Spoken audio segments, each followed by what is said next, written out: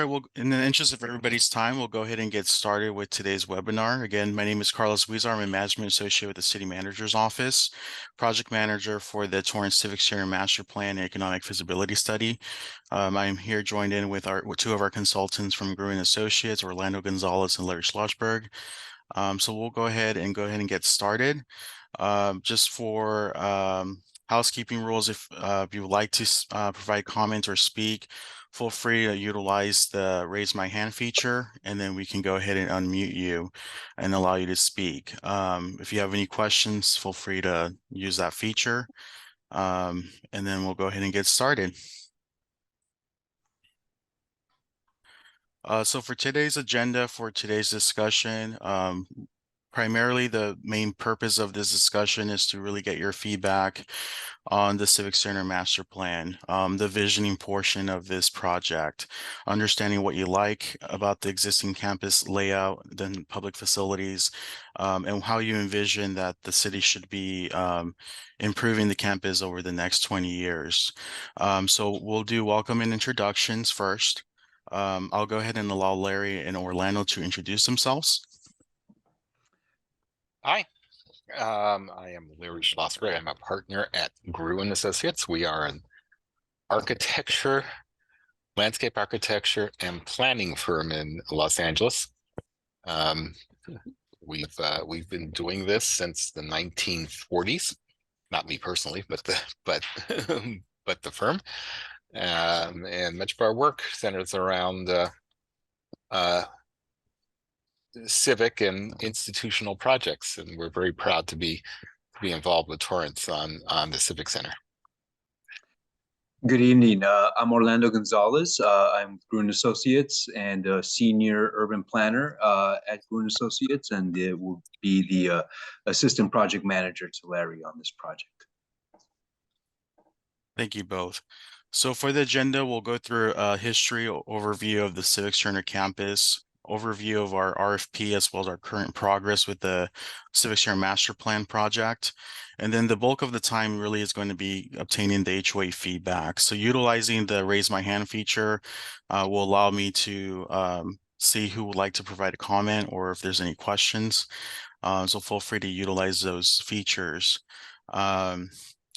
If you have any issues or anything like that, feel free to use the Q&A icon and then put your questions there. Or if you have any questions that you would like to have our consultant address directly. With that, let's go ahead and get started. So our Civic Center campus was essentially developed in 1956, and it was to address a surge of population. At the time, we had our original city hall, or our city hall was at downtown Torrance, which was what is now the Torrance Community Credit Union building. We've only had occupied that building for about 20 years until the city essentially noticed that we needed to expand as we were dealing with space issues as the city was growing. The city was growing quite significantly. So at the time, the City Council had directed the city manager to purchase 40 acres of what is now our current Civic Center. And over two attempts to get ballot measures passed to support the development of the Civic Center, we were finally able to open the doors to a new Civic Center that was with a city hall, police station, and a city pool. And that opened back in 1956. Over the years, as we needed more space, as we increased the population and we needed to add more staff, as well as more programming, we've added space over time. But our first major expansion didn't really occur until the 1970s. With that, we essentially constructed another extension, which would be the main city hall. We did construct a brand new Civic Center library on campus. And then the city hall that was originally built on campus was converted to city administrative offices, which is now our community development department and permit center. In 1980s, the police station essentially relocated to their new police headquarters, and that essentially is the north portion of our Civic Center along Civic Center Drive. In 1991, the city essentially constructed what's now known as the Cultural Arts Center, which composed of the Kano Armstrong Theaters, the Toyota Meeting Hall, and all of our community classroom spaces. And over the years since then, we've essentially taken on projects to renovate and enhance our services within our public facilities as we need to.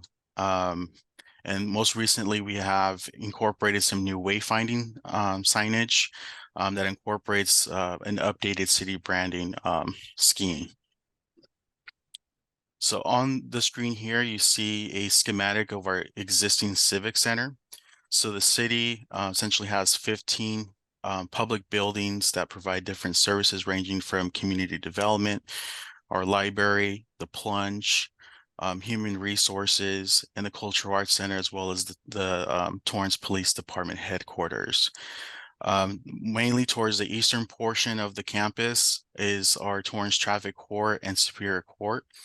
And on to the next slide, I want to show basically how, while it's 40 acres in size, the city only occupies about or owns 30 acres of that campus.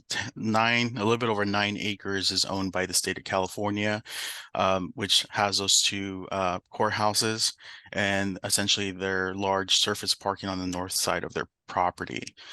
So for this Civic Center master plan, primarily we're focusing on the city-owned assets. However, the city is engaging with the state of California to include them into the visioning process. So that as this is a 20-year document, we're looking to see how we can revitalize the entire campus, including the state property.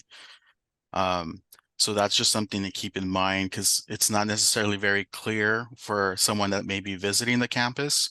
But that's essentially the reality of the matter is that we are only occupying or we only own 30 acres of the site. So why are we doing the Civic Center master plan? What essentially got us to this point? So the original campus was developed in the 1950s, and it's been about a little bit over 70 years since that original development. And the city, as well as our departments, are dealing with a wide range of potential issues, such as the aging and conditions of our city buildings. With the aging infrastructure and buildings, we're dealing with operational and functional issues. We're also noticing that we essentially have grown through a piecemeal approach. So we've added space as we needed it, but not necessarily a consistent design. So we're looking at aesthetic issues, and as well as our different functions of our buildings and our infrastructure requires replacement or repairs. We're taking into account the maintenance costs that's required to keep the lights on at our campus. We're also looking at existing and projected programming needs that our departments offer to the public. But with that maintenance cost, as well as the need for potential expansion for some programming, we're having to look at the cost of various options, whether it's refurbishment or complete replacement of these facilities. And our campus does sit on prime real estate. So especially with the surface parking that's located around the campus, there is opportunity for some redevelopment, relocating some public facilities to different areas of the campus, and essentially trying to determine how we can best utilize the city property. So with that in mind, City Council had given us the direction to proceed with a request for proposals, in which we released that proposals about a year ago. In March of 2023, we received 8 responsive proposals. And then in July, after an extensive review and interview process, the City Council awarded the contract to Gruen Associates. And they essentially will be assisting us with development of the master plan, as well as the economic feasibility study to show what the market can support and what type of uses can be incorporated into the project. For our master plan process, we started back in August. So we're about 4 months into this project. But we first wanted to do an existing conditions analysis, looking at the space planning needs for the departments as well as our facilities. So Gruen Associates, as well as staff from the city manager's office, has completed the space planning analysis with city council and department heads, interview with those individuals to get their feedback on how they feel the conditions of the buildings are currently at and what can be improved. Our next step is our community engagement strategy, and the purpose of our strategy is to obtain feedback from the public on essentially the visioning of how this Civic Center campus should essentially go into the next 20 years. That's very vital because we truly do need to understand how the public's currently utilizing our campus, if at all, and what functions are being most utilized. And from the public experience, what are some opportunities that the city can incorporate into an enhanced campus? Within our community engagement strategy, we have also released a community survey of 10 questions that was released back in January 9th. And we did have the deadline response to February 29th, but we're looking at potentially expanding that period as we have planned events as well as commission presentations that extend beyond that date. So in order to provide the best as well as the most opportunity for the public to provide their feedback through this method of survey, it is going to be extended. So now I'm going to go ahead and basically refer back to our consultants, which will be taking kind of the bulk of this conversation. Essentially, this is the portion where we'll be asking for your feedback. And just for some etiquette, like I mentioned before, if you're wanting to provide some feedback or provide a response, please use the raise my hand feature, and then I'll go ahead and indicate when I'm going to be unmuting you. When you're not speaking, just make sure that your microphone is mute, and then just be mindful of any background noise or distractions that may be around you, just so that we're able to hear everybody that's able to provide their response. I do have one question from Jackie Eklund. Jackie? Yes, hi. I just had one question, and forgive my ignorance, but I was not aware of the community survey that was released on January 9th. I mean, how was that released? Just curious. So we have a dedicated website on torranceca.gov. We've also have released that through our public social media platforms, as well as through our city libraries and one-stop permit center. For the HOA meetings, we did include that details in the letter as well as the email that was sent out to the HOA groups. But we do have that information as well as URL that we can provide you to direct you to that website. Yeah, and would like to send it to the HOA group too. So thank you. Perfect. I will go ahead and send that to everybody on this call today. Like I said, it's very important for the city to get the feedback. The more feedback we can get, the more essentially the more representative that the visioning can be of the community. Thank you for your question.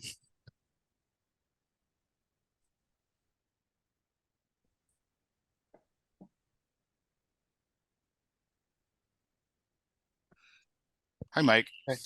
Hi.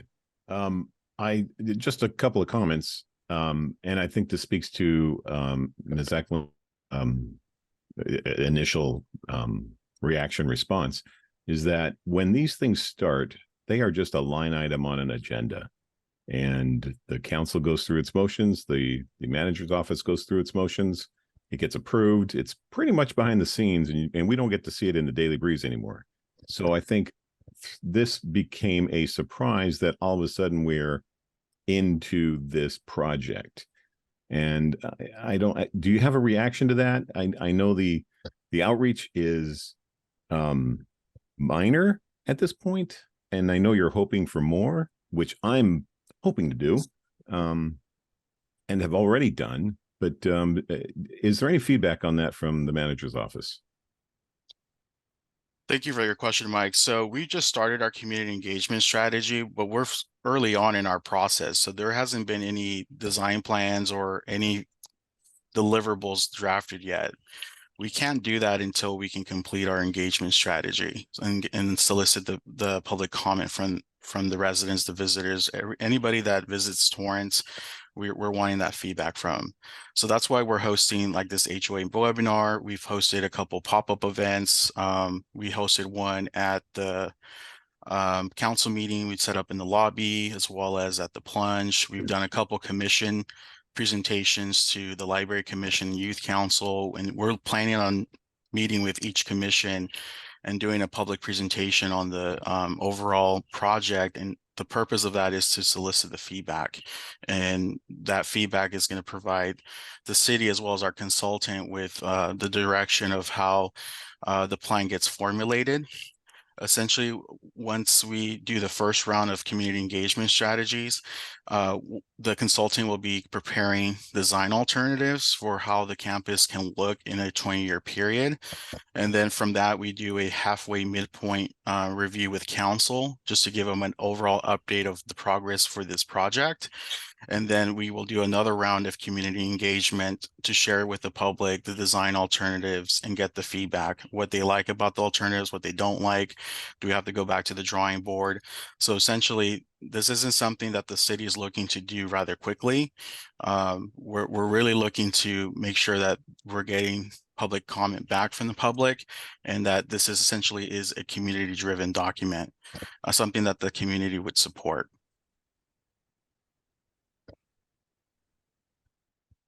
All right, so I'm going to go ahead and refer back to our consultants. They essentially will lead the conversation. And like I mentioned, again, if you're wanting to provide comment, feel free to use that raise my hand feature. Hey, thank you, Carlos. And thanks for having us here, and thank you to everybody for joining us. We maybe like to start talking about the existing Civic Center. Like to understand people's thoughts about the existing Civic Center, what you might like about it, what you think works, and then in the opposite, what you don't like about it, and what doesn't work. You know, do you use the facilities at the Civic Center? How frequently? What facilities do you visit? What are your experiences like? We want to hear what qualities that the current Civic Center has that people would like to preserve, and what they would like to change. So anyone like to get started?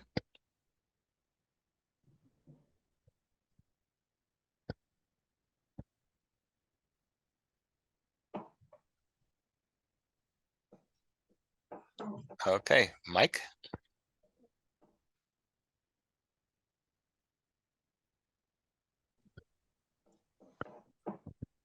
Mike has his hand raised. There we go. Okay, can you hear me now? Yes. So I just, because every piece of the Civic Center seems to have its own character. Yeah. And there's nothing wrong with that, but any final, and since it was mentioned that this is on a 20-year track, it's got, and I don't see it, maybe what I'm visioning is that when people drive by, they need to recognize, oh, heck, this is the center of the city. This is where it happens. So more of a visual attraction, recognition. This is where I can get things done. This is who I need to see for something that I have to do with the city. So it should be a draw when you go there.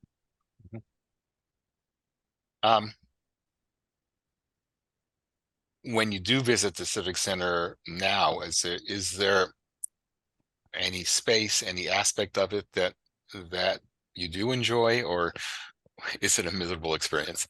Yeah, it's, you know what, the best, to me, this is personal, the best building out of them all is I truly enjoy the design of the library. That just speaks individuality and for purpose. There's something there. It's very unfortunate that the front doors aren't used like they used to be. Of course, there's no parking lot on that side. So, but between the library and the city hall, those are of course the biggest structures that are visible. Mhm. But overall, when you drive by the courthouse, it's a building. But if you compare that to and I don't remember, there's a history to the building that's at, is it Van Ness and the 405? Or was it or Crenshaw on the 405? There was a clock tower, and it was just recognizable as, there's something happening in that place. It's got an air of importance. A landmark. Exactly. Yeah. Yeah. So that's it. Okay. Thanks. Jackie? Hi, yes, I also like the library. I belong to the Friends of the Public Library. Mhm. And I also like the James Armstrong Theater. When if they have some good shows, I like going there. And I also like when the city of Torrance hosts cultural events because they use the space of the Ken Miller Rec Center and like the Toyota Meeting Hall. There's like a little Mhm. courtyard in between. It's just a nice place to go and experience the Craftsman's Guild. I mean, there's different events throughout the year that have that space there. So that's probably my favorite part. Mhm. So you enjoy the events that happen at the Civic Center.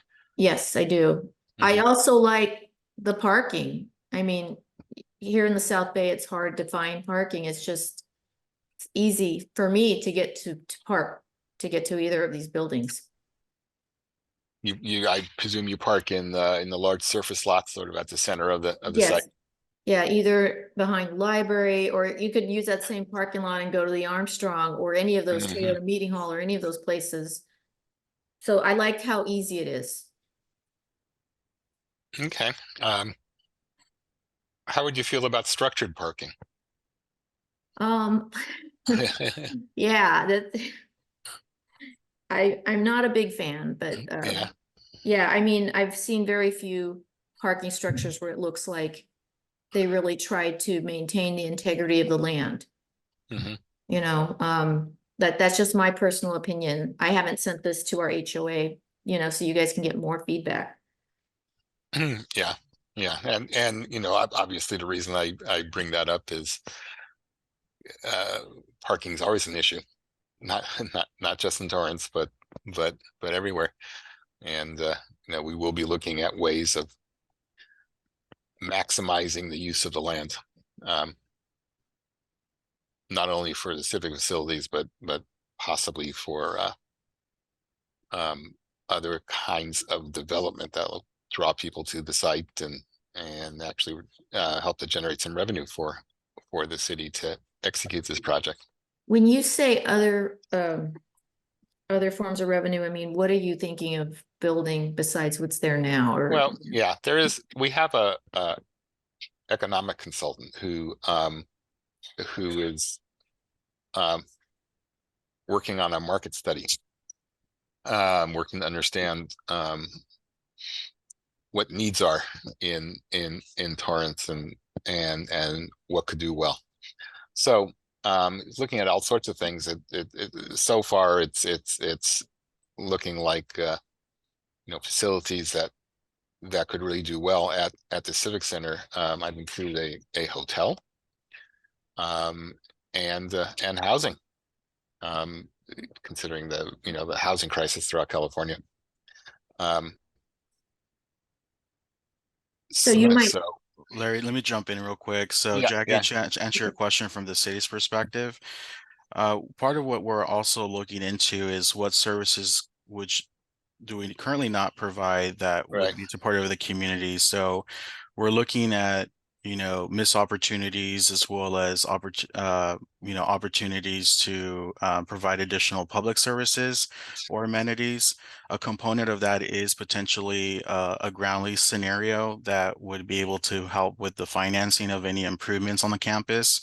But what we're also asking the public and what we've been asking our commissions as well as in the survey is what other types of amenities, whether it's more open space, infrastructure for active transportation that would involve bike and pedestrian walk infrastructure,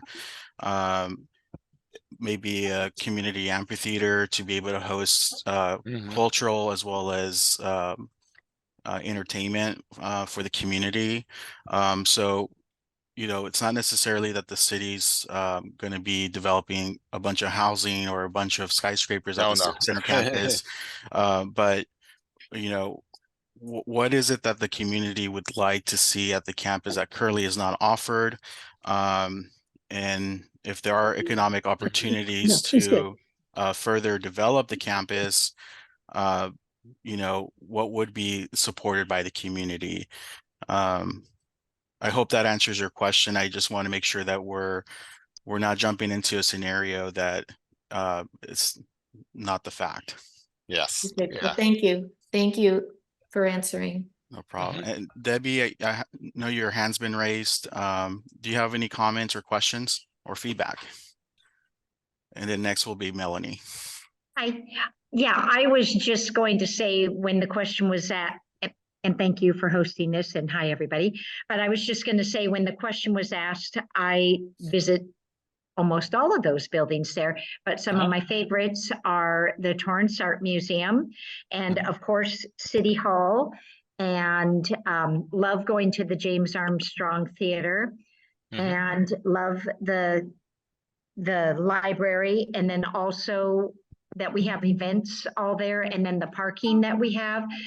I work with our city's visitors bureau, so that's always a plus to be able to say that we have free parking and a lot of it, and it's convenient. I work at the mall, so I'm used to the structured parking. I don't care for it as much, but totally get it. And anyway, and then if I didn't already say this, I go to City Hall quite often as well. So that's my input. Okay, thank you. Melanie? Hi, this is Melanie Drake. I'm from the West Torrance HOA, and I have a little different perspective to add. I also belong to a nonprofit group that rents facilities at the campus there. And sometimes it's not really easy. Like if you rent the Toyota Meeting Hall and the Ken Miller Recreation Center, you have to rent the plaza there, or sometimes they want to rent that to another entity. So it's always better if you think about how things all work together. And then my other comment would be, we need more meeting rooms that are accessible by HOAs and, other groups and things like that. Regarding the parking, some stacked parking, I'm sure, is a necessity, but as the Torrance population ages, and it is aging, we like outside parking where it's easy to walk to and get out of, so that we don't have to negotiate stairs and we don't have to figure out where the elevator is and, all those kinds of things.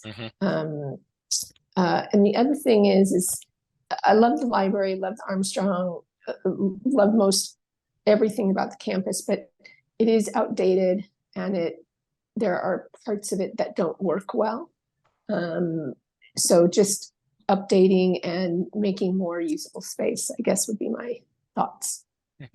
Let me follow up a little bit when when we're speaking about an event happening in one of the facilities in the art center and then event happening in the courtyard or plaza. Is the issue sort of simultaneous events that might interfere with each other? Yes. Yeah. And having to get like if you rent the Toyota Meeting Hall and you rent the Ken Miller Recreation Area, nobody else can really rent the plaza area, which is fine, but then it's cutting off city revenue if somebody else might want it, and it's also making it difficult for the entities that are using it to use it and have it flow well. So would it be fair to say that maybe an improvement would be multiple discrete spaces that can operate somewhat independently and at And- simultaneous and- events and don't interfere with each other? Yes, but also make those spaces usable as a joint facility as well. Uh-huh. If I'm making that sound correct, it's just, meeting space in Torrance is very hard to come by. Uh-huh. And especially for small city groups like our HOAs, we either have to go find a small park room that isn't well kept, maybe just because of the nature of where it is and how many people use it all the time, Mhm. or or we have to go to a school site, and sometimes it conflicts with the school happening. So I'm not saying any of those are bad things. I'm just saying it would be nice if there Right. was more community space. Yeah. How many people participate in HOA meetings and these kind of community events that you're speaking of? Some HOAs, like the one Debbie's from in Old Torrance Neighborhood Association, they have a lot. I would say at one of their meetings, maybe 50 to 100. Candidate forums for us in the West Torrance area are well attended, but there isn't a place where we can say, this is always where we meet. We're always hunting for something. And we're hosting a candidate forum with Southwood Homeowners Association, and we're going to the Burt Lynn multi-purpose room because there's really not another good place other than maybe Anza's school or something like that. So it'd be nice if there were, community rooms that we could use, and we could say, well, we're always going to meet here, and we can Right. reserve them ahead of time and that kind of thing. Mhm. I'm sure the city is trying because they're very accommodating but it's hard to make it all work, Sure. I guess. Yeah. So it'd be nice to have the facilities and then help us figure out how to, reserve them. I mean, the last time I was at the permit center, it was just amazing how well it worked. And, you have to go from window to window, but at least everybody is there to help you do what you need to do instead of having to go to the library and then go to the Civic Center and then go here and then go there. So that's just kind of my thoughts. Okay. All And right, then thank you. we have Mary next. Mary?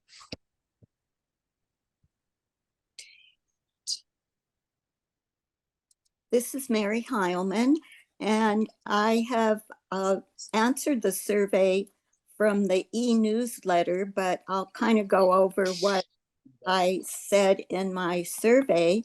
I utilize the same services that it sounds like a majority of us use: the library and the Armstrong Theater and events at Toyota. And I also go to city council meetings, and I like having all of those services in the Civic Center. The things that I wasn't so supportive of is the parking structure, as already mentioned. Having to go into a parking structure isn't all that convenient and sometimes not all that safe.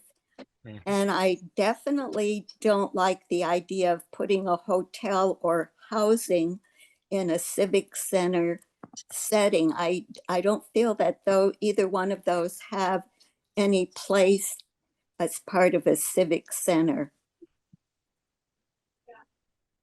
So it should be dedicated to public facilities. Yes, to the Yeah. kinds of things that are there now, the meeting rooms, the entertainment, Mhm. the library, the plunge, if that has to be moved because it's outdated. I don't have any feeling about the plunge or not, but as far as is bringing those housing and hotels and Mhm. retail, I don't see any point or reason to have that in a civic center. A nice little cafe for the employees of the city employees might like a little cafe handy. There's nothing to eat around there, but we have hotels right down the street, and there's open land being considered for housing, I don't see that it has any business being in the Civic Center. Mhm. You brought up the plunge, and I think many people enjoy the plunge. Yes. A lot of history there. How do people feel about the plunge, whether the existing one where it is now, or a new one, a replacement plunge being part of the Civic Center? Personally, I've never used the plunge, but I know it's very popular, and there might be a different area where recreation is more in tune to where it is now. It's kind of not really, it doesn't really fit into Civic Center to have a plunge there. But if it's less expensive to renovate it than it is to move it, then there's nothing wrong with renovating it. Mary, when you say a different area for recreation, are you meaning a different area outside of the Civic Center for more recreational opportunities, or more recreational opportunities within the Civic Center? I'm talking about outside. You know, they have the nice soccer field, they have the Wilson Park. There's different areas that could be designated recreation. The plunge is kind of unique to the Civic Center. We have the arts and the library and that kind of thing. The plunge was just, it's kind of like an add-on kind of a thing. So yeah, I think if another location for the plunge could be that, I wouldn't have any issue with that. Is that? Oh, go ahead, Carlos. Sorry, just want to make sure that we allow other individuals to speak, because we have Debbie that had her hands, I think her hands was raised again, and then Gary. But Debbie, did you have a comment? Yeah, I was just going to say a quick something about the plunge. The plunge is heavily used, and we don't want to discourage exercise ever. And it's just great for one's well-being. So if it were to be moved, I would be of the opinion, and I don't know if this could happen, but build another one first before you close that one. Yeah. I'm sure that's much easier said than done.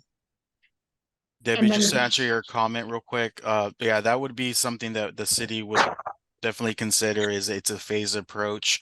If we were looking at replacing the plunge within the Civic Center or another site, it would have to be essentially the project, that replacement project be built first, and then we would transition the operations to the new facility when it's constructed, because the plunge provides that public service of our young population learning how to swim, as well as lap swim and swim torrents. And there's still a need to provide that service. So we wouldn't be able to shut down the plunge and not have a community pool for 2 years while we're constructing. So it needs to be done in a phase approach. Yeah, and that's true for any facility at the Civic Center. Awesome. You know, yeah, if something we're going to be replaced, enhanced, then we would need to carefully plan it so that we can do that while the existing one is still operating. Gotcha. Can I ask one thing? Janet Payne is here with me as well, and she had a comment. Is it okay if she speaks now? Debbie, do you mind if I go to Gary first, and then we can jump out? Okay. No, that's fine. Thank you, Carlos. Thank you.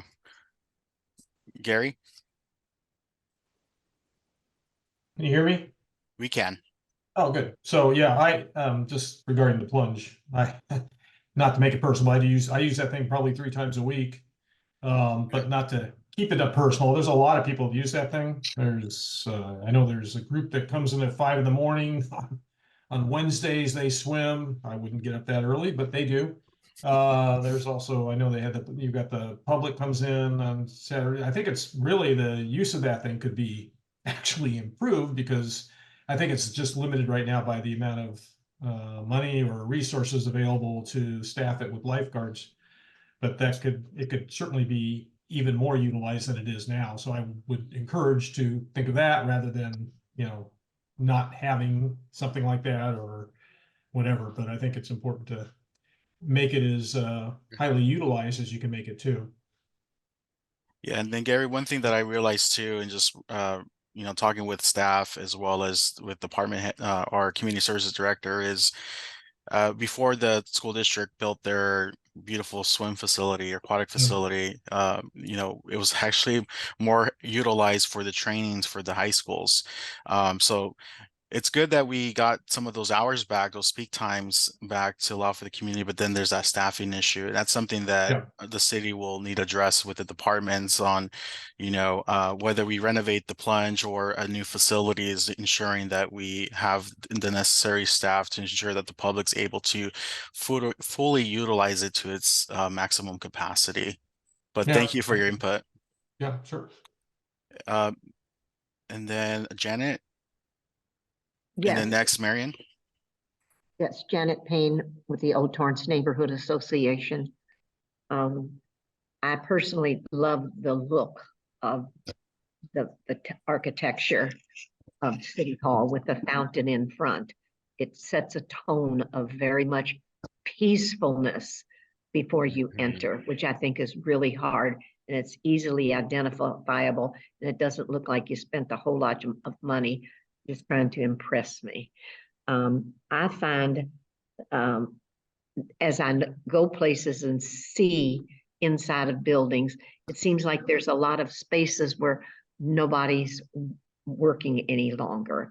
For example, as I go into where we used to call it Parks and Recreation, Community Services, there are offices that look like jails. They had people working in them with bars that pulled down for security, but now there's nothing in there. And it seems like a good look at what's going on in the spaces as jobs have changed and people working from home has changed. I also find it confusing when it says one-stop center. It implies it's a one-stop center for everything, and it isn't. And I'm not keen on having to check in outside of something on a computer and not be able to see a human being when I'm doing business. I think that that's a really important factor in before you even start doing what you're doing. And the one thing I want to say, I agree with several people. The people that live in Torrance and are members of homeowner associations, it would be nice if we had one spot where we could meet, and as Melanie Drikey said, not have to run all over town and figure out where we're going to have a meeting. There's nothing like that that's provided for anybody, and it would be nice if we didn't have to pay for it, because then we can do other good things in the community. There's spaces that seems like nothing's happening. So thank you so much for this first opportunity. Great, thank you. Marion.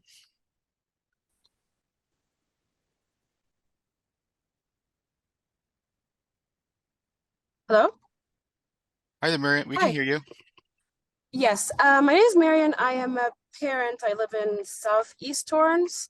Going back to the plunge, I love the location of the plunge. It is ideal. My daughter is one of those people who swim at 5 a.m. on Wednesday. She's there daily. And I think that the location of the plunge is just perfect. It's in the middle of everywhere.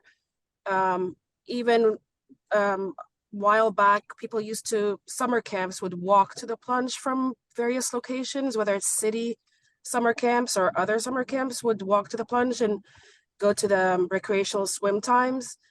A while ago, there used to be the synchronized swimming teams, and they threw amazing shows in the summer. I'm not sure why that is not back yet, but that was one of the most amazing things in the plunge. Just saying that I appreciate the location. Yes, it does need to be upgraded, definitely, especially the lobby area. There are some issues with the pool, but again, the location. If there are proposed locations, will we be notified where they are and we vote on them, or how does that work? That would be part of our public feedback. Let's say if one of the design alternatives was not to include the pool as part of the Civic Center, then one of the questions that we would ask is where in the city would it be appropriate to essentially build a brand new aquatic facility? Would it be Columbia Park? Would it be Wilson Park, or another park within the city, or another property within the city? A lot of the feedback that we've gotten from the plunge is they like that it's central. Essentially, the Civic Center is central to the city, the heart of the city. Yes. So a lot of people do like it for that reason, because we do get a lot of patrons that are living in South Torrance or North Torrance or even outside the city.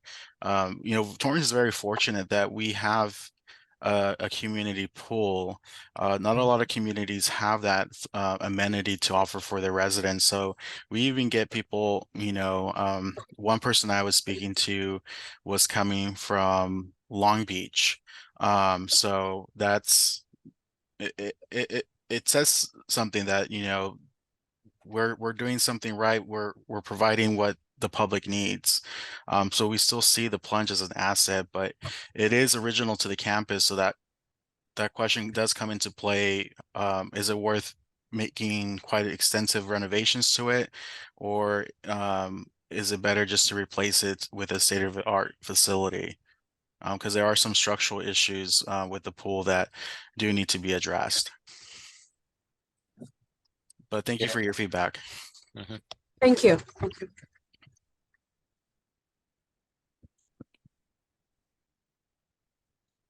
I'd like to talk about,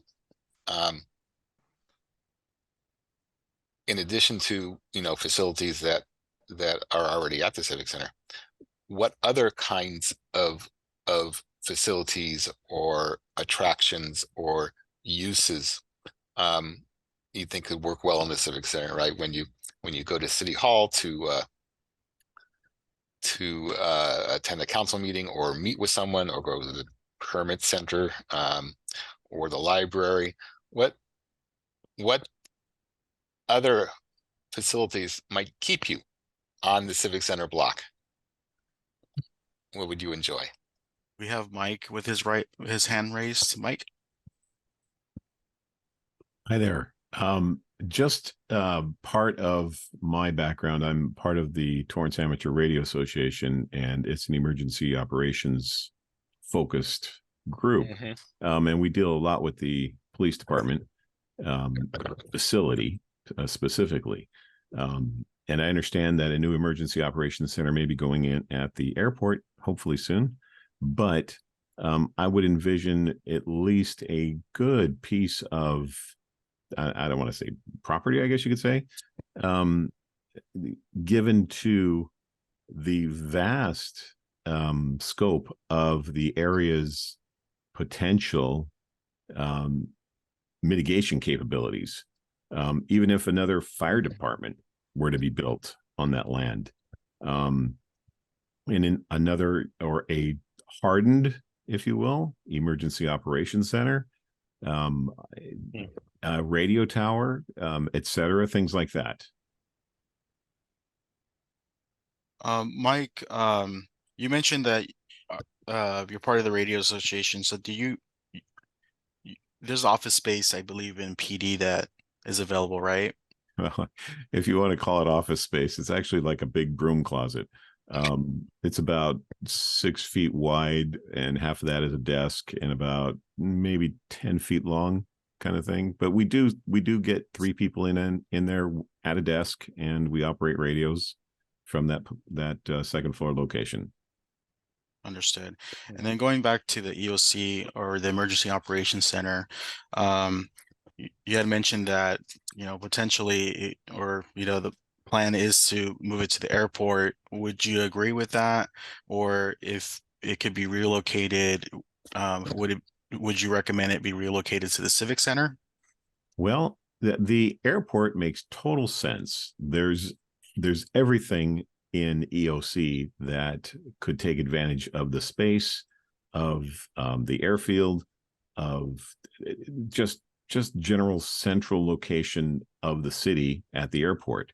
To that end, the central location of the Civic Center, I mean, they both have their centric type circle that you would draw around. The airport serves the South Bay. The Civic Center would be the city.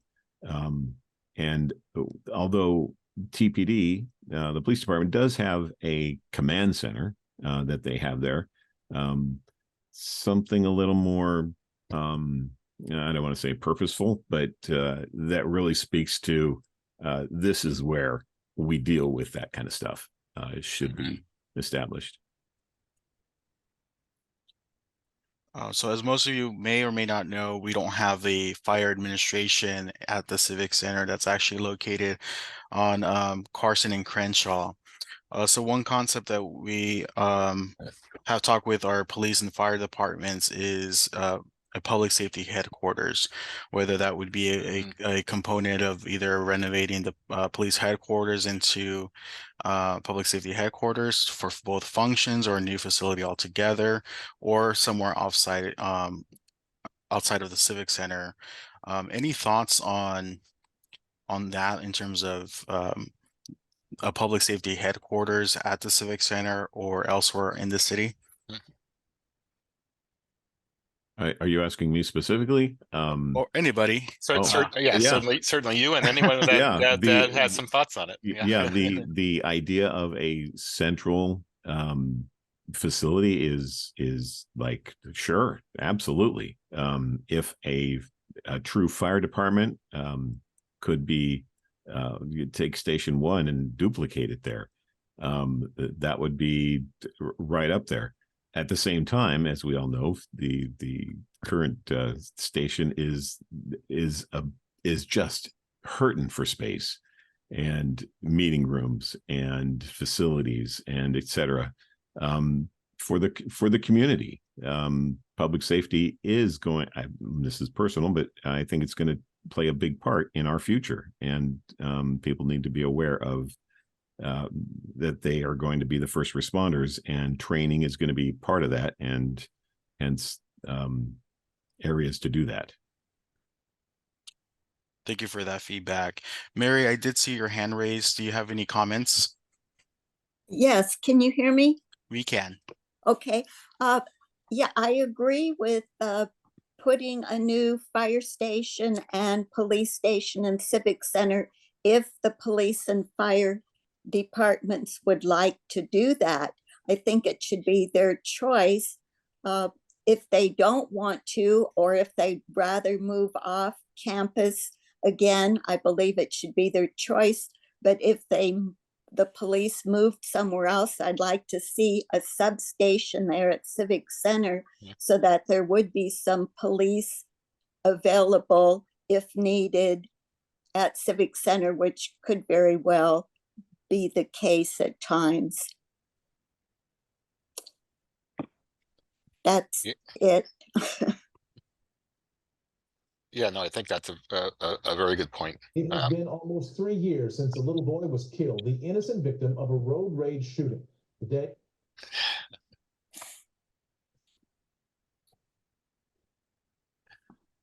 any other thoughts on facilities that people may like to see and enjoy at the Civic Center? Jackie, you have your hand raised, and then next to Herbers. Can you hear me? We can. Okay, so this could be a renovation of the Ken Miller Rec Center, but I think what would raise money for the city is if you had a nice place where families, maybe they want to celebrate a baptism, or or a big like 70th or 80th birthday party for a relative, where you could have some nice vegetation and just nice places where people can take pictures, and and the place could have like a kitchen area so people get their own food. Families can, if they're going to do it that way, have a place where caterers or whoever can have the food, and maybe you have a band and people can dance. I just thought that would probably be a draw for me, at least. Then Jackie, just to follow up on your comment, um, would you say that the Toyota Meeting Hall or the Ken Miller Recreation Room is not sufficient? Because those can accommodate those types of events. It can, but Ken Miller is older, you know. I envision if I used it, I'd want to do a lot of decorating in it. So maybe just a refurbishment of it, or, you know, revisioning of it, you know. Toyota Meeting Hall, we've had city meetings, the city's hosted meetings there, and it's really good. I don't know, can you dance in it, you know, if you're gonna have a band or music and have some dancing? I believe they can install a dance floor there. Okay. But that's this is part of the conversation. Is the quality of the facility not meeting the needs of the community? Is there a need for upgrades?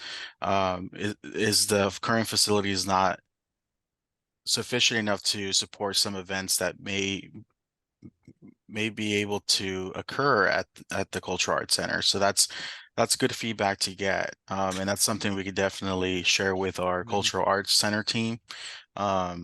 You know, as they're, you know, planning for upgrades and facility improvements. Thank you. You know, we have sort of discussed amongst ourselves and others.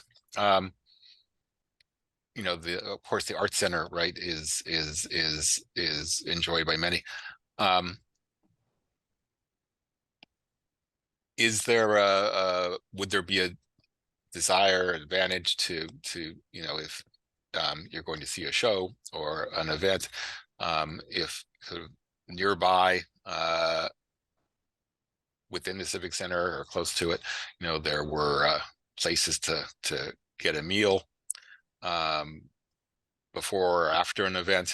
You can park once and go to a event at the theater and eat before or after, that kind of thing.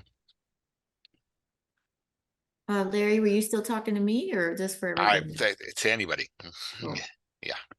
Well, personally, I would enjoy like a cafe or something. Someone earlier mentioned that near the theater where you can walk, like you just said, do one thing. If it was at the Civic Center, I feel strongly it's for this, you know, this for us, the people here. So I would think the decor would be more like City of Torrance related, our history or something like that, just Yeah. to make us feel like we're all in the city, you know. But yeah, that I'd be okay with the cafe or something that I could eat at before a show or something. And then Sue, do you have any comments or questions?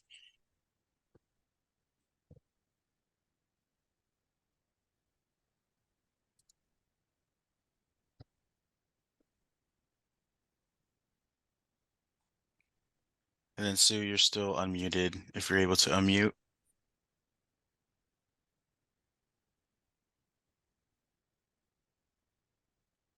All right, Mary? Yes, I agree with a little restaurant or cafe for after the theater, but also something during the day for people who might be over at the Civic Center, going to the library, or like I said before, for the employees to have a place to eat. Thank you for that feedback. And then Sue, I see that your mic's unmuted. Do you have any comments or feedback?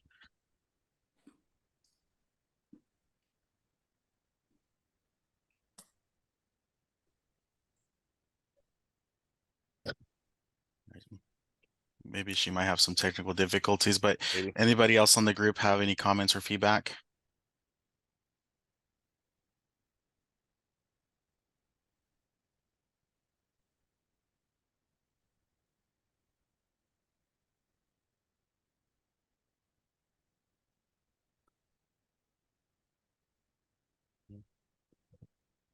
Well, let me ask some more questions. You know, we've talked about some specific facilities and such. What do people think about sort of the experience of the Civic Center, its character. You know, is there anything lacking now in you know, this is how the Civic Center makes you feel, or is it working well for you as it is now? This, you know, what's the experience like, and what can you see it being like as an improvement?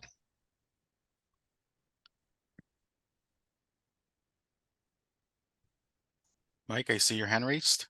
Yeah, thanks. There a few thoughts came to mind on that. And that some of the buildings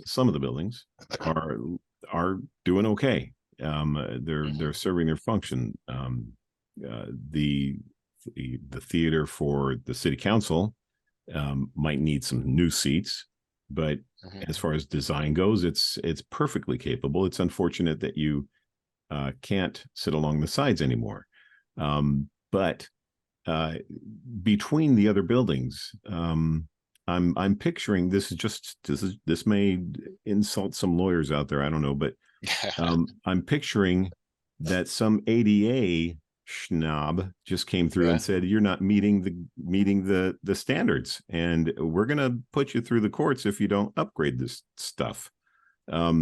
So I'm thinking along those terms as to why some of these things may have to happen, but we all know that there are older pieces that, yeah, you could just build another nice building. You know, in the same spot, in another spot, it doesn't matter. Having a covered walkway between facilities would be nice. You can't get from the library to the city hall without going outside. And that's, you know, those kinds of things come to mind first. And then Mike, just to follow up with your question, just some points you mentioned in regards to ADA. One of the other projects that are the city is working on is a ADA self-evaluation plan. And what that essentially entails is doing an evaluation of all of our public facilities, not just at the Civic Center, but all of our locations, and see where there's deficiencies in meeting current ADA standards. That indexing will allow us to be able to better plan for facility improvements to address those ADA deficiencies, so that we're meeting current code.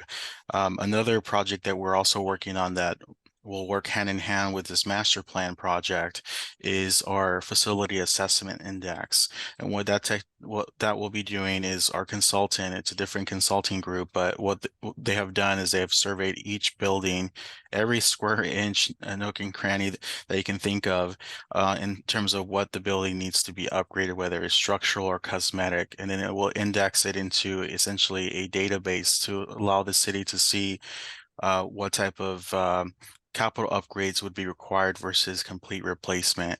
So all of that data collecting that we're doing essentially will allow us to be more proactive on how we're maintaining as well as planning for new public facilities. So the thought is that we don't want to be creating a plan or doing improvements blindly. We want to be, you know, efficient and smart about how we're approaching it, because you know, that's what the public deserves. And, you know, we're funded through a general fund, which is funded through taxes, and that the community essentially supplements for us. So we want to make sure that we're using that funding wisely. But that was just a couple key points I wanted to mention. Sue, I see your hand raised. Were you able to maybe fix your microphone? Are you able to speak? All right. Anybody have any other comments related to Larry's question? Yeah, the covered connection was a great comment. Yeah, that's what I envision. So, you know, even if it's a big circle.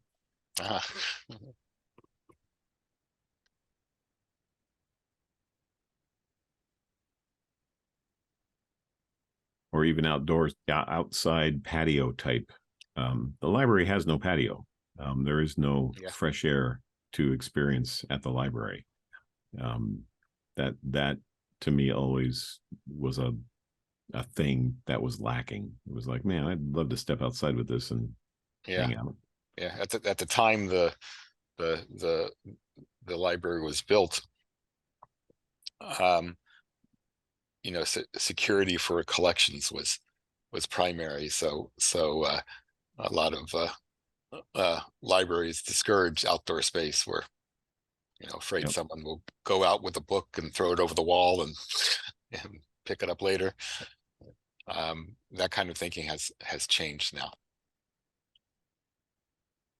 Well, and I'd just like to add that, you mentioning the outdoor patio, Mike, is an important comment, because I think, something that we'd like to understand from the community, from you all, is how you all envision this, not only as a network of facilities that provide a public service, but a network of open space and public realm where the community can gather for things that you guys have mentioned, such things as events, family parties, a place that is an attraction and a draw, a place to eat, not only for employees, but after or before an event at the Art Center. It's those kinds of things. And when you begin to compile and add all those elements together, we want to know, what is this sense of place to you all? What do you want us to put down on paper for you all as a sense of place for the Civic Center, for Torrance, for you all to envision yourselves and your families there? It's those kinds of things that will be critical to how we envision this for you all as representative of the community for the next 20, 30 years. Right. And then I think I met Carlos at the council meeting. And I think one of my comments was, if all you did was straighten out the parking and put a nice sidewalk in where you don't have to trip over the roots in the asphalt, I think people would envision that as money well spent. So, carry on. Some of these ideas are great. Yeah. Mike, so you brought up a good point with sidewalks. And, we have these large eucalyptus trees along Torrance Boulevard, and in some of those areas or along that property frontage, we have noticed the need for replacement on sidewalks and correction. Obviously, we have the eucalyptus trees on both sides of Torrance Boulevard.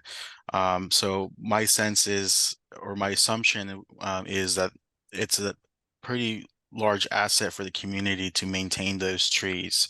So in any plan that gets formulated, what is the thought of anybody that can answer, that wants to chime in on preserving those trees? You'll get a high percentage of people that want to preserve it, I think. I'll let others speak. Yeah, the trees are spectacular. Marion and Jackie? Yes, preserve the trees. Thank you. And Jackie? I agree. Preserve the trees. They're beautiful.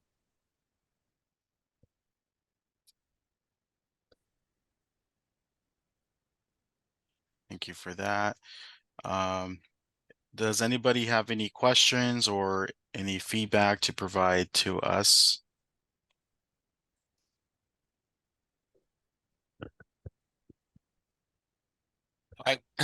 Carlos, I'm curious if there's anybody that lives near the Civic Center, across Torrance Boulevard or the residential neighborhoods nearby. Do you have concerns about what a Civic Center can be like, how it might, or an improved Civic Center, how it might affect the quality of your life where you're living? Concerns that if your neighborhoods might be disrupted or improved.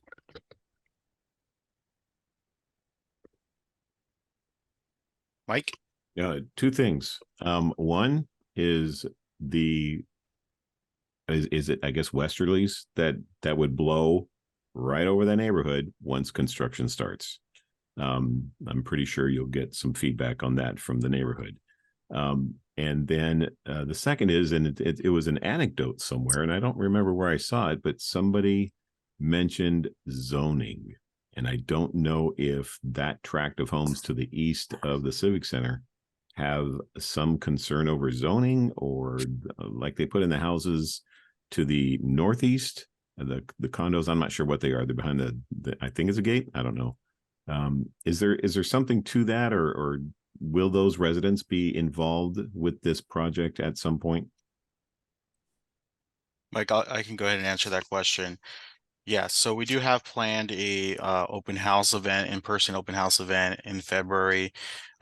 We're planning on reaching out to the immediate residential as well as the business community.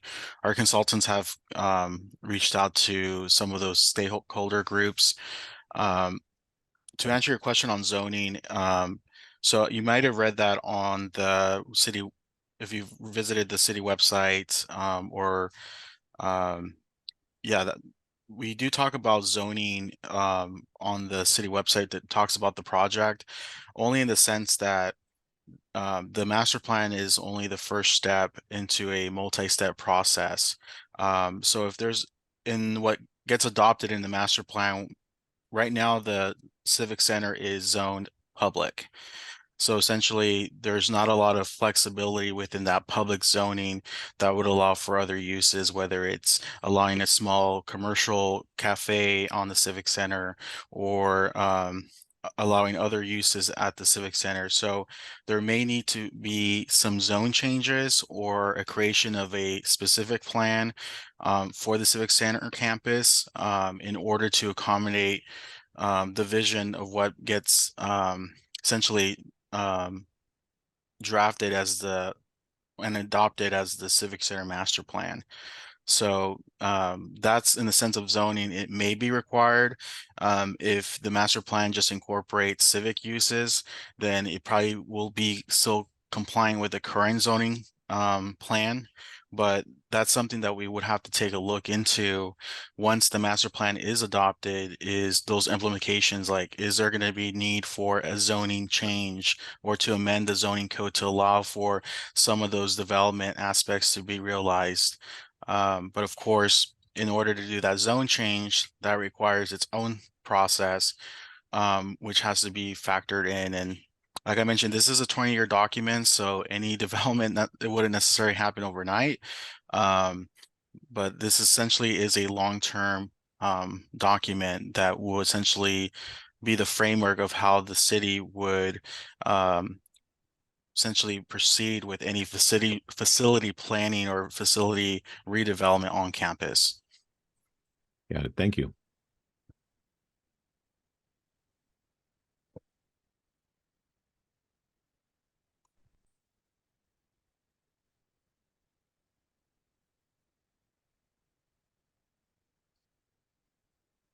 Does anybody have anything else on their mind? We want to hear all opinions. Hey, Carlos, I'm gonna just put you on the spot. You mentioned the property north of the current courthouse. Can you expand on the possibilities of that? Let me pull up the map just so I can, just for the public to be able to get a context of. Are you talking about the current soccer field? Nope. The huge parking lot there. Parking lot, yeah. Okay. So that's part of a 9-acre property that the state of California owns. In our conversations with the state, it's its own branch. It's the Judicial Council of California. So it's its own branch offset from the governor's office. So in having conversations with them in terms of what their plan is for redevelopment, what they've indicated to us is their property here in Torrance is not even in their 20-year plan. And there was a original plan when they got the property that there was going to be a secondary municipal courthouse building, essentially where this northerly parking lot is right now in the orange shaded area. It just never came to realization, whether it's funding or just it just never happened. For the most part, this parking lot is not really heavily utilized unless it's for an event at the LA Galaxy Sports Center, which is that soccer field north on Civic Center Drive, or a cultural event that may be happening at the Cultural Arts Center. So our consultants have had conversations with the Jiu-Jitsu Council to understand and letting them know that with this master planning process, how likely would they be willing to work with us on maybe making that 20-year plan into a 10-year plan for them, and either redeveloping this for another building, because I think that's still in their outlook, to build a new courthouse building on their property, or maybe some type of shared parking. Mhm. They have expressed interest of maybe doing a parking garage if they were going to be building a new building on their property. So that's one option, where if they build a parking structure, maybe the city can have a shared parking agreement so that we can utilize the parking during their low peak times to support our programming here at the Civic Center. Okay. I picture a plan of dominoes. Well, not dominoes, I guess you could say, like moving numbers on a square. It's like build here, tear down there, or tear down there, build Yeah, here. right. Yeah, phasing. Yes. Phasing, yeah. Yeah. Yeah. Or yeah, a chess game. Because you know, in our conversations with the Judicial Council, you know, they were open to the possibility of enhancing the use of that land where the parking lot is, and you know, if there's something built over their parking, that sort of thing. But they need to maintain parking during any construction. So that's So speaking of the parking, chess match. does parking allow for, I know the city employees have, well, a lot of employees have parking behind like the planning building and the main Civic Center council chambers. Is there another place that employees would be parking besides the gated off area for PD? Which area were you referring to? Are you referring to the City Hall, the Yeah, back of City Hall? right behind City Hall. That's pretty much employee parking, I assume. That is correct. And small spots other places. But is there a focus on employee parking versus public on this? That's one option that can be explored right now. I mean, we have certain sections that are gated off for the employees, but we do have employees that may be working in HR or the Civic Center or even the Plunge that park in the public parking lot. But those are some considerations that have to be factored in interviewing our departments, as well as the feedback that we've gotten from the employees. One of the feedbacks that we got in relation to parking is that they would like more secure parking. We have some staff members that work, you know, late in the night, you know, and especially right now during this time of year where our permit center closes, and as well as our city hall closes at 5:30, it's already dark. So making sure that it's safe or that they feel safe going from their offices to their car. Doesn't necessarily, I'm not trying to imply that the neighborhood is not safe. It's just that perception of safety comes into play from the employee groups, as well as probably from members of the public when they're enjoying our facilities at night. You know, making sure that we have well lighted parking areas, as well as, you know, the from point A to point B, that it's well lit, that provides that perception of safety. So another angle, is there a code that requires so much public parking on a public piece of land or per square foot of building? And do we qualify for less or more, or are we in there? In the public zoning code, there's no minimum required parking that was allocated or that's required. I think just because the way that the city has built out this campus, it's, you know, originally it was 40 acres, now it's 30 acres. it just probably at the time with the former city council, it wasn't necessarily a problem where we want to make sure that it gets addressed. However, if we are going to be introducing additional building area on this campus, we do have to factor that in which I think, to answer your question, Mike, that has to be factored into any type of zone change as well. If we're going to be allowing additional uses on campus, we have to factor in the parking. Right. And part of the scope of work that Gruen has been tasked with is to do a parking analysis. And they'll be using different case studies from past projects or ongoing projects that are currently happening throughout the state to see how parking is being addressed. So we have to look at this from a comprehensive, well-rounded approach. We have to factor in every little detail in this plan to ensure that if any of the plan is materialized, that we're not going to cause any significant effects to the function, operations, and essentially the synergy of the campus. That would make complete sense. The another thing, and I don't want to take away from that topic, but facility wise, like the Torrance Art Museum, you know, there may, I'm not a I don't go to the art museum. I don't think I've been in there a couple times with the kids, but larger exhibits maybe. Is there a possibility of making it a bigger building capable of well-known exhibits or to that kind of stuff? Same with the Armstrong Theater. Is there I mean, we get some headliners in there and I enjoy that, but like the art museum always felt like a, you know, like the community libraries having an art show kind of thing. So Mike, just to answer your question, I think a lot of it too has to do with what the existing space would allow for. I think programming, we envision always to improve our programming service delivery, and I think if the art museum was a little bit bigger space, or we incorporate maybe an expanded building area within the cultural arts center that would allow for that additional space, we would allow for additional or larger or maybe even higher quality exhibits. Because I know sometimes, like for the community services department, we do our annual art exhibits at the Delmo Crossing as well as the Delmo Fashion Center. We do those periodic programming. And with like the Armstrong Theater, I always get that comment, you know, it's too big for some productions, but too small for larger productions. You know,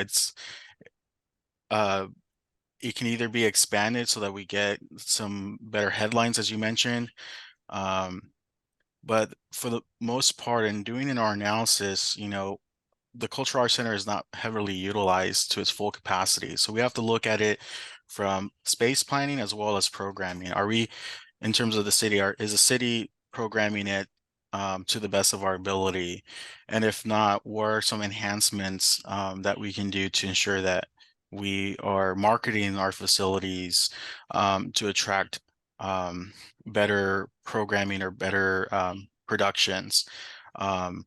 It's all kind of what I would like to call layered services, and each different aspect of how our facilities operate and the existing conditions of even how our campus interacts with one another does come into play. One of the feedbacks that I'll go ahead and share with all of you is when we met with the youth council last week. One of the comments that I got from from two members of the youth council was, I didn't know that this was a campus. And I'm like, what do you mean by that? And they're like, yeah, we just thought the Cultural Arts Center was the Cultural Arts Center and the Plunge was the Plunge and City Hall was just over there. We didn't realize that this is the Civic Center. And I'm like, yeah, it's supposed to be the Civic Center. That's how we designed it, but it's very autocentric. But I think a lot of it is because we have a lot of gaps. We have a lot of space, parking in between between like City Hall and the Cultural Arts Center. You're having to walk on parking lot. There's no pathways, there's not a cohesive design infill in between that creates that campus environment that I think we're trying to strive for. And from hearing that comment from the younger generation, kind of just shows us that there needs to be work done on how we approach, or even how we not only design a reimagined civic center, but just ensuring that there's synergy across the entire campus, so that we're not putting these little small villages on one corner and another corner. It all needs to be interconnected to work as one. Yeah, unity.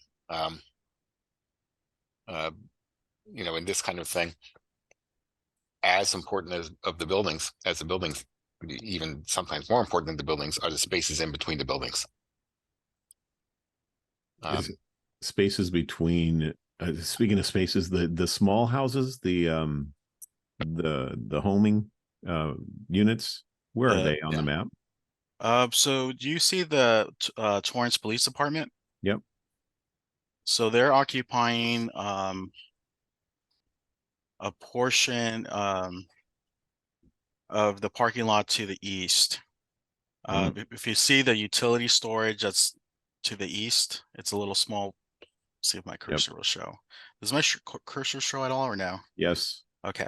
So the 3290 project is this parking lot here, and it's fenced and security 24/7. So that's where the temporary homeless project is located at the Civic Center.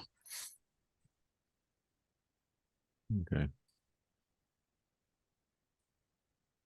Is it too early to ask what is going to happen to Torrance cable TV and the community television facilities?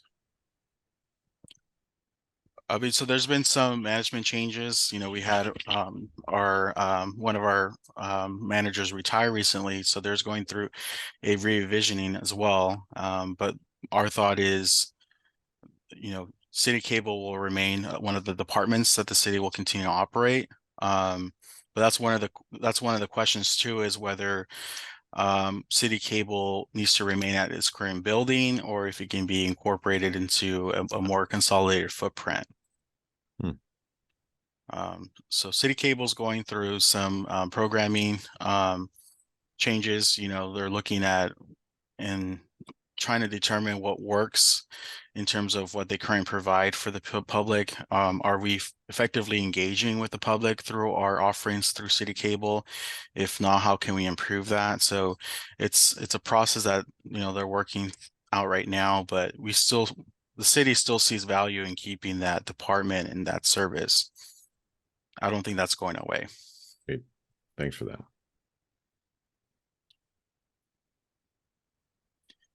Does anybody have any questions, feedback? We're pretty much at the end of our schedule, but I want to make sure that I allow an opportunity for anybody to make feedback, comments, questions, concerns.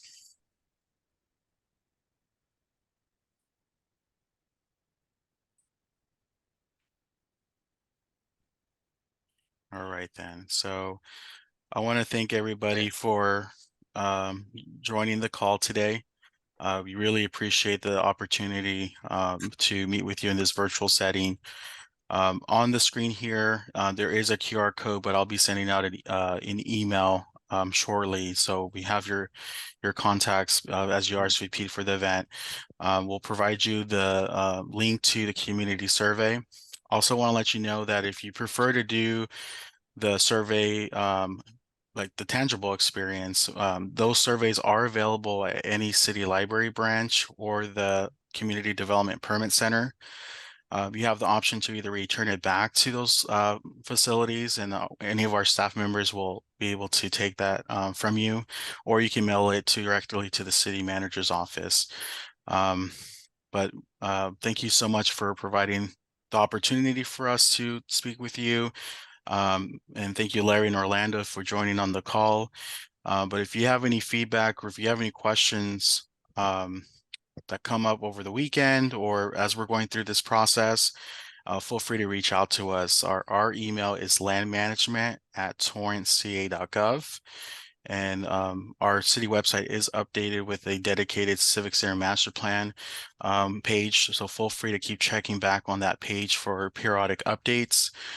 We are doing pop-up events that we have scheduled for the month of February going into March, as well as commission presentations. So feel free to just keep checking back. It's also being updated, or it's already been updated on our public calendar through the city website. But you can always reach out to me. Just call the city manager's main line. And we thank you once again for your participation.